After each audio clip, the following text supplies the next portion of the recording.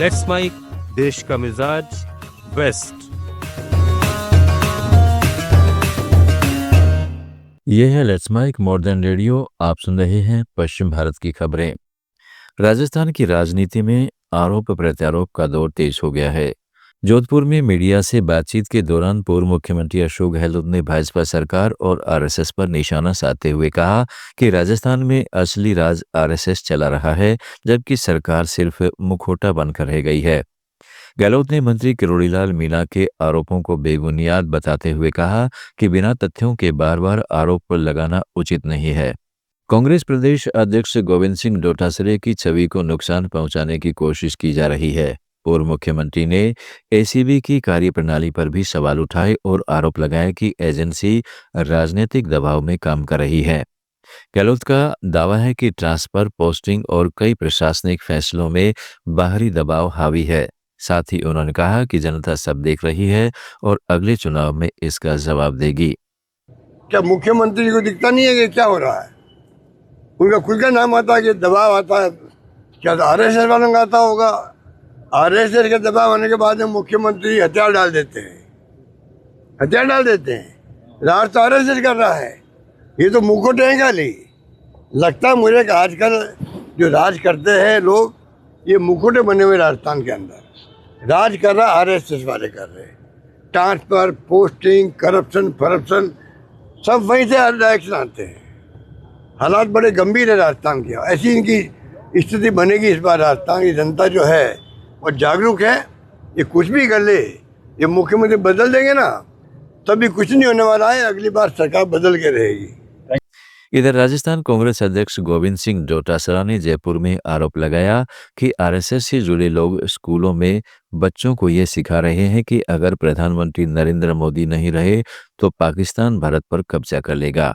इस तरह की बातें बच्चों के मन में डर पैदा करने वाली हैं और सवाल उठाया कि आखिर देश को किस दिशा में ले जाने की कोशिश की जा रही है। एक 9वीं 10वीं के बच्चे को ये पढ़ाया जाता है। ये जाकर के आरएसएस के लोग स्कूलों के अंदर बताते हैं कि अगर मोदी और बीजेपी और आरएसएस नहीं रहा तो पाकिस्तान हमारे हिंदुस्तान पे कब्जा कर लेगा। तो फिर 12 साल से आप काहे के लिए बैठे हुए इस सत्ता में? महाराष्ट्र में शिवसेना यूबीटी के बाद एनसीपी एसपी में टूट की तमाम अटकलों को पार्टी चीफ शरद पवार ने सिरे से खारिज कर दिया। उन्होंने कहा है कि शिवसेना यूबीटी के सांसद अलग हो गए हैं, लेकिन उनकी पार्टी का कोई भी एमपी अलग नहीं होगा।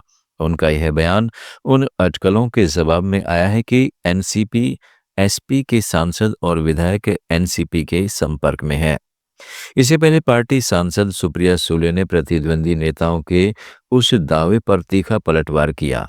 उन्होंने खुली चुनौती देते हुए कहा कि जिन 5 सांसदों के पार्टी छोड़ने का दावा किया जा रहा है, उनके नाम बताइए। अगर नाम नहीं बता सके तो अफवाहें फैलाना बंद कीजिए।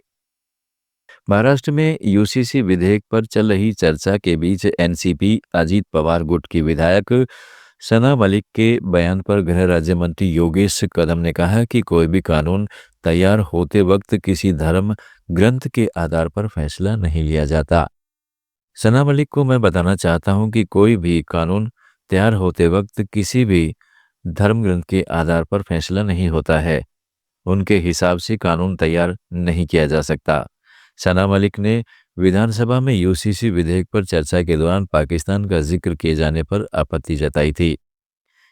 बॉम्बे हाईकोर्ट ने महाराष्ट्र के पालघर जिले में वधवन बंदरगाह परियोजना के त्वरित कार्यान्वयन का मार्ग प्रशस्त करते हुए तटीय पुनर्ग्रहण क्षेत्र के पहुंच क्षेत्र में स्थित मैंग्रोव वनों को हटाने की मंजूरी दे दी है। जस्टिस भारती डांगरे और जस्टिस मंजूषा देशपांडे की पीठ ने पारित आदेश में कहा कि यह परियोजना जनहित में है और इसका व्यापक आर्थिक महत्व भी है। महाराष्ट्र, गोवा, गुजरात और राजस्थान की ताज़ा खबरों के इस बुलेटिन को रोजाना सुनने के लिए डाउनलोड करें लेट्स माइक ऐप। जुड़े रहिए लेट्स माइक के साथ। आप सुन रहे थे let's mike modern radio. Follow कीजिए हमें हमारे सोशल मीडिया प्लेटफॉर्म्स पर।